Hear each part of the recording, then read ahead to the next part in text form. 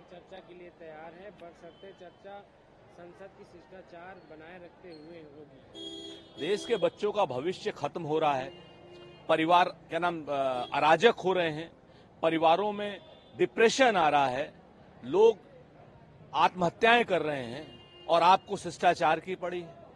कौन सा अशिष्टाचार हो रहा है आप बताइए ना।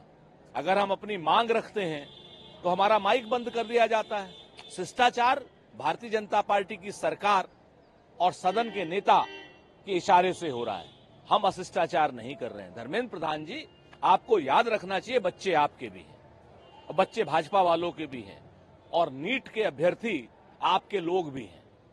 आप कम से कम देश के भविष्य को सुरक्षित रखने के लिए बात कीजिए, बहस कीजिए, नियम 267 के तहत बहस कीजिए, ताकि ये पक्ष विपक्ष से ऊपर उठ करके सारे बच्चों के पास और सारे बच्चों के परिवारों के पास स्पष्ट संदेश जाए कि हम उनके साथ हैं और उनके साथ अन्याय नहीं होने देंगे। लेकिन दुर्भाग्य से सरकार नकल माफिया, कोचिंग माफिया और शिक्षा माफिया के साथ खड़ी दिखती है।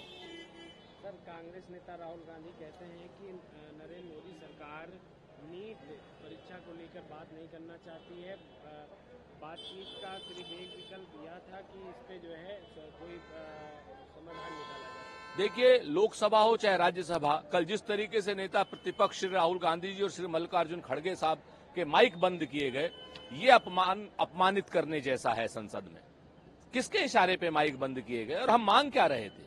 हम कोई सरकार को घेर रहे थे? हम सरकार से ये मांग कर रहे थे कि ये नीट के बच्चों के भविष्य की बात हो, नीट के बच्चों का भविष्य सुरक्षित हो, देश की युवा पीढ़ी अराजक ना हो, देश की युवा पीढ़ी में डिप्रेशन नहीं आए। इस बात को करने के लिए भी सरकार तैयार नहीं, इस बात को करने के लिए भी सरकार तैयार नहीं, चिंता साझा करने के लिए भी सरकार तैयार नहीं। सरकार विपक्ष का इसलिए भी साथ देने के लिए तैयार नहीं क्योंकि वो कोचिंग माफिया के साथ है क्या, नकल माफिया के साथ है क्या, शिक्षा माफिया के साथ है क्या? यहां से लेकर के सूरत तक, भड़ूस तक, पटना तक, लातूर तक, हर जगह पे जहां पे बात कीजिए वहां पर सेंटर ओपन हो रहे हैं और सेंटरों में धांधली हो रही है।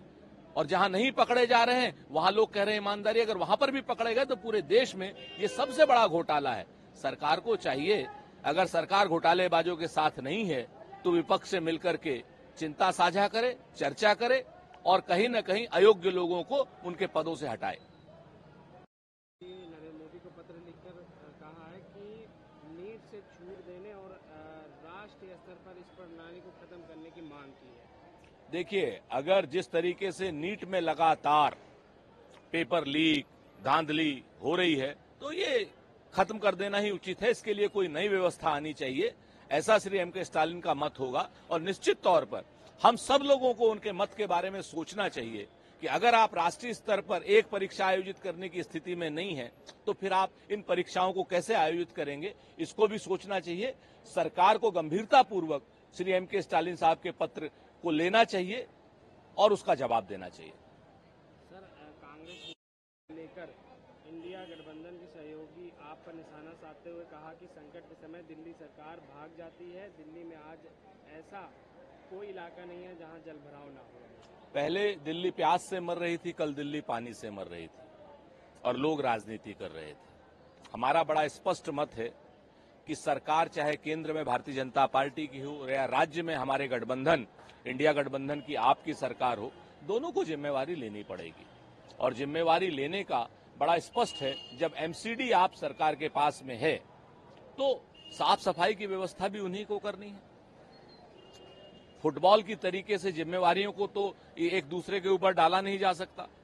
निश्चित तौर पर जनता के हितों के लिए आप सरकार को भी हम सुझाव देते हैं और कठोर सुझाव देते हैं, और भारतीय जनता पार्टी को भी हम कठोर सुझाव देते हैं ताकि जनता की समस्याओं का समाधान हो सके, इसको राजनीति में ना देखा जाए। सर, दिल्ली के मुख्यमंत्री के खिलाफ आज आम आदमी पार्टी पूरे देश भर में प्रदर्शन करेगी। निश्चित तौर पर किया जाना चाहिए, क्योंकि आम आदमी पार्टी के संयोजक को प्रताड़ित किया जा रहा है, इंडिया गठबंधन के एक प्रमुख सहयोगी को प्रताड़ित किया जा रहा है।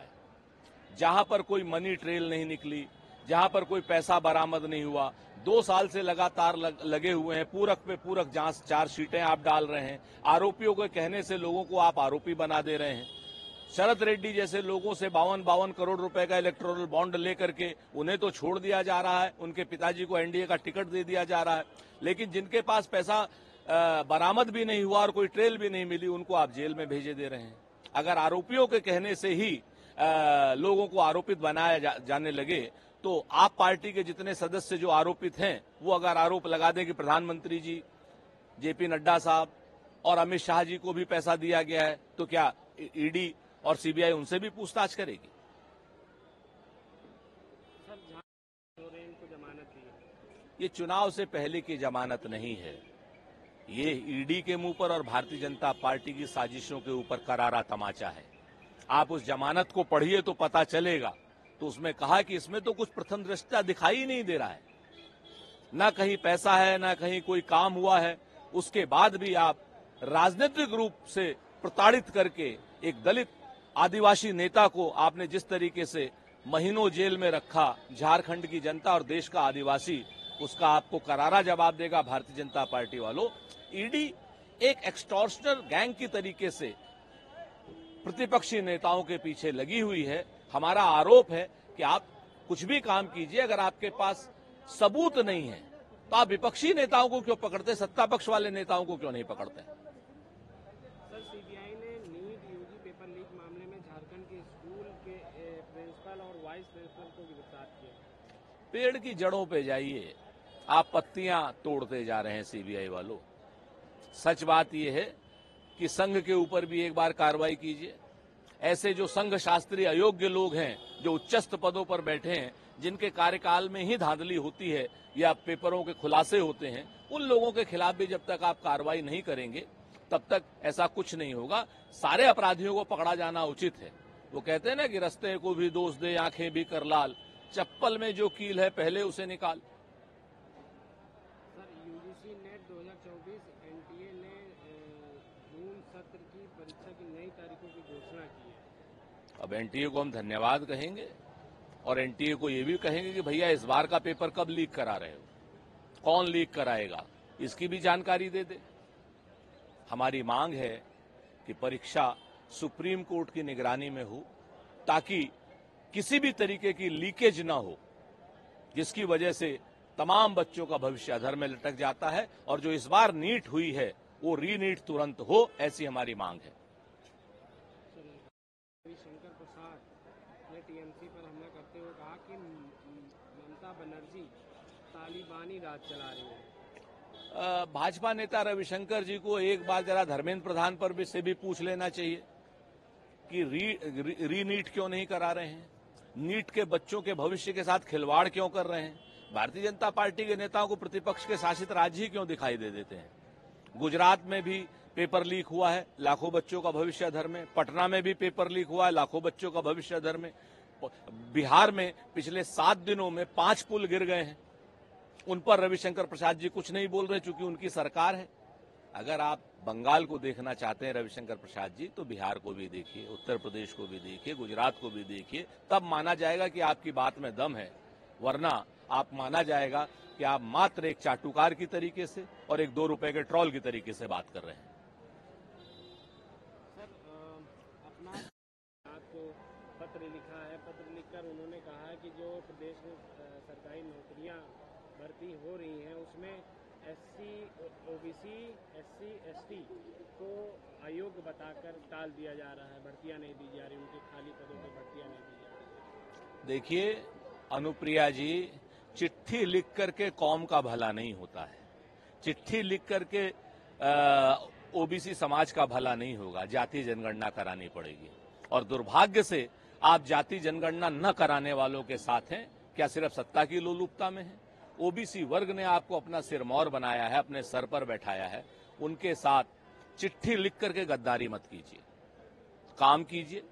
अगर सरकार आपकी बात नहीं मानती है, सरकार जाति जनगणना नहीं मानती, सड़क पे आइए, सत्ता छोड़िए, तब माना जाएगा आपकी चिट्ठी में दम है। वरना तो माना जाएगा कि आप सिर्फ लिपापोती कर रही हैं।